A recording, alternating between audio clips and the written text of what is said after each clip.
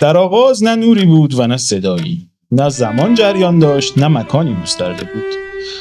همه چیز در خاموشی بیکران، در ژرفنای سکوتی ازلی آرمیده بود. نه جنبشی بود، نه اندیشه‌ای و نه رویایی. سکوت فرمانروای کل بود و تاریکی جامعه او. هیچ چشم دیدن را نمی شناخت و هیچ گوش شنیدن را نچشیده بود. تنها ذات یگانه بود، بینام و بیشکل، در خیشتن خاموش و در خیشتن بی انتها. و آنگاه در آن خلأ بی پایان آن وجود یگانه خواست که باشد و آن خواستن نخستین لرزش را در دل نیستی پدید آورد و آن لرزش نغمه ای شد و آن نغمه کلمه شد و کلمه آغازی شد بر همه آنچه خواهد بود و کلمه نخستین این بود: موز.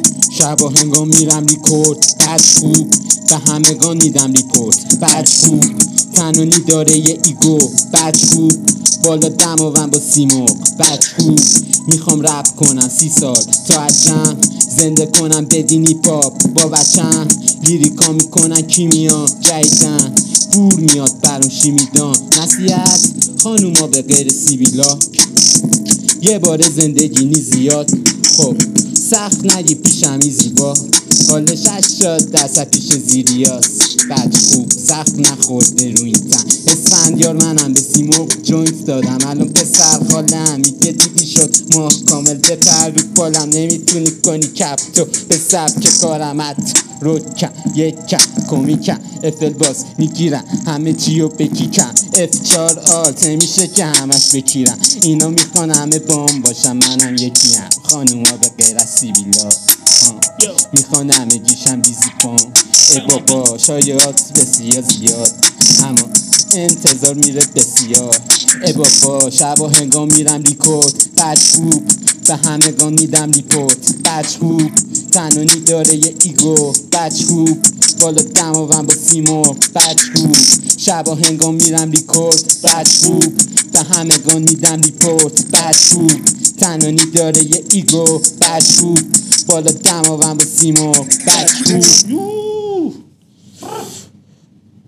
صبح بخیر.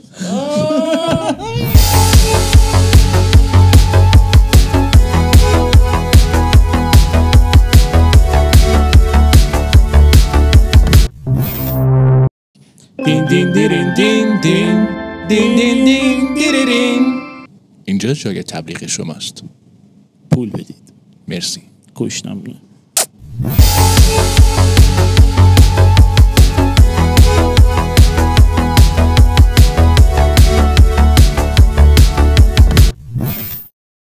ببین قرار بود کوسکلک بگیریم، انقدر جدیش نکن. ولی جدی نیست، همش کوسکلک بود. ما داری راجع به 30 سالگی و زندگی حرف میزنی مرد مومن. دارم به گاه میرم. چه حسی داره آدم در عنفوان 30 سالگیش به این نتیجه برسه که نه تنها در خیلی از زمینه‌ها یک انسان خارق العاده نیست، بلکه در اکثر زمینه‌ها از عموم آدم‌ها ضعیف‌تره.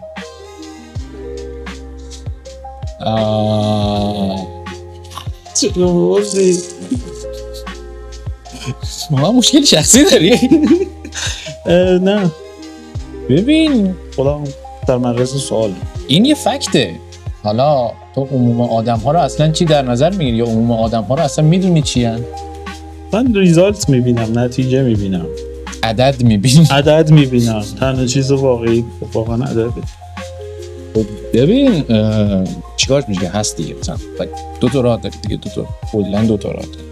خب یا بپذیری بهش دردی نمیخوری و بمیری، یا بپذیری بهش دردی نمیخوری و به دردی بخوری. یه راه سومی هم هست، کلا نپذیری و در حماقت خودت بسری.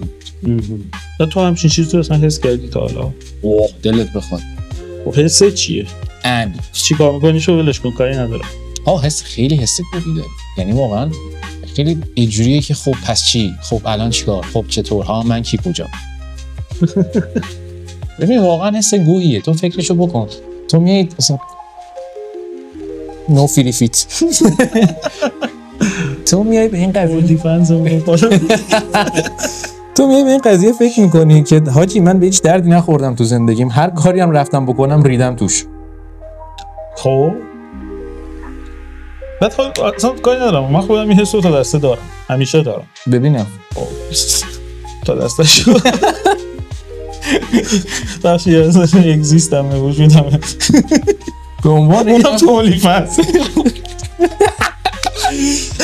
اگزیست تو بخورم. مرسی ای وای. خب آره چون خودم خیلی این رو تجربه کردم این شکلی هم که آیا حس واقعیه ما در حال بگاه رفتنیم در عموم جنبه ها؟ انسان کلا در حال بگاه رفتنه. چی؟ ببین عموما تو یک شرایط مطلوبی خب واسه خودت متصوری، به اون میرسی و اون شرایط مطلوبت باز تغییر میکنه، چون طلب انسان از داشته‌هاش همیشه بیشتره. چرا به خدا ببین اول واقعا همین شکلی فکر میکنی؟ آره به جان مادرم همیشه همینجوری هم که پشما خوبی خیلی که اوکیه که مثلا نباید همچین حسی داشته باشی. پس تو خب آره ببین تو نمیتونی سیر افکارتو بگیری، میاد میره، تو صرفا یاد میگیری که کنترلشون کنی.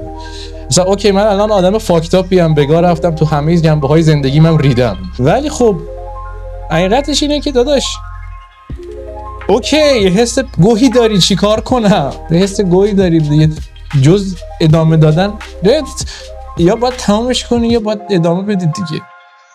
که میخوای ادامه بدی؟ نمیخوام ادامه بدم. وای نمیخوام ادامه بدم.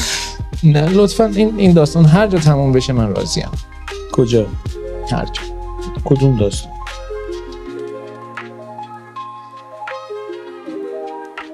من احساس میکنم مثلا خودمون داریم این برنامه رو به عنوان بحران 30 سالگی می‌سازیم. آره داداش واقعا لایف نباید این کارو میکرد. حاجی واقعا به نظر خودت چی؟ حالا من یه سری پوستچر تپ دادم ولی به نظر خودت چی؟ نمیتونم، من خودم درشم، توی همین چالشم همیشه. تقریبا 3-4 سال هست که توشم و این تایم که امسال دیگه میام بیرون بعد میدونم نه یه دکمه یه طرفه خورده و تمومم نمیشه. اگه تا آخرش همین باشه چی؟ همینه فکر کنم. این بده. بچه پشت سر دارن چیکار میکنن؟ بچه فکر کنم دارن میرن. آره کجا میری؟ خدا نه واقعا حداقل سوال مطرح کردی به جوابی برسیم بعد ببندیمش. به جواب که میرسیم. میکروفون رو فکر کنم نمیگرفت کل صدامو. ان شاءالله میکروفون تو بگیر. نه جدی چه سوالی؟ این که در عنفوان 30 سالگی از میانگین خیلی ضعیف داریم عمل میکنیم در اعداد ببین من این بده. ببین حقیقتشو بخوام بگم من راجع به اعداد میانگین صحبتی نمیکنم، یعنی چون که هیچ دیتای ولیدی راجع به اعداد میانگین من میانگین مشاهده‌ام رو دارم میگم. میدونم که بایاس دارم جامعه عمری که من میبینم متفاوته. خب کجا رفتی قرارداد ببندی یارو 30 ساله پولدار دیدی ریختی به هم؟ هر جا رفتم تقریبا. ولی آره مثل که آدم ها دارن خیلی مفیدتر زندگی میکنن. نمیفهمم در چه زمینی ها ولی انگار دارن اون آدم هایی که من میدونم مفیدتر از من زندگی میکنن. این البته میتونه ارور باشه. این که تو همیشه ترس از این داشته باشی که یک آپشن بهتری برای زندگی هست، این خودش میتونه ارور باشه. تو آدم ها رو از آپشن میبینی دیگه، یعنی اون مدل زندگی رو یک آپشن میبینی که لایف استایلت رو تغییر بدی بهش برسی. من که همینو گفتم. خب مطلوب آدم از نیازش جلوتره. خدا میتونه پشمو مگه اینطوری فکر میکنی که حله.